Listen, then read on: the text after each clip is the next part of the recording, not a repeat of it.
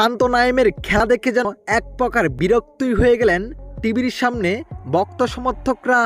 তাদেরকে কি বুঝে জাতীয় দলে আনা হয়, এটাই এখন ভক্ত সমর্থকদের আক্ষেপের জায়গা।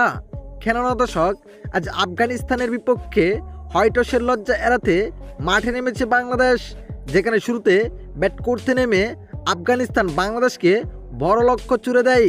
যেখানে লক্ষ্যটা হলো 294 রান নিতে পারলেই ম্যাচটি জিততে পারবে বাংলাদেশ, না নিতে পারলেই হোয়াইটওয়াশের লজ্জার মুখে পড়তে হবে টাইগারদের। এমন রানের জবাবে ব্যাট করতে নেমে দুর্দান্তভাবে শুরু করেন সাইফ হাসান। তবে ব্যর্থ বহুদিন পর জাতীয় দলে ফিরা নাঈম শেখ যেন ওয়ানডে ম্যাচ খেলতে নেমে রীতিমতোই টেস্ট খেলা শুরু করে দিয়েছিলেন তিনি। যেখানে 24 বলে শেষ পর্যন্ত 7 রান করে ফিরে যান ক্যাচ আউটে। আর নাজমুল হোসেন শান্তর কথা কি বলবো, তিনি তো 3 ম্যাচে 20 রানও করতে পারলেন না। আজও ব্যর্থ তিনি, বোল্ট আউট হয়ে টেবিলিয়নে ফিরে যান। ফিরে যাওয়ার আগে 16 বলে 3 রান করে ফিরে যান।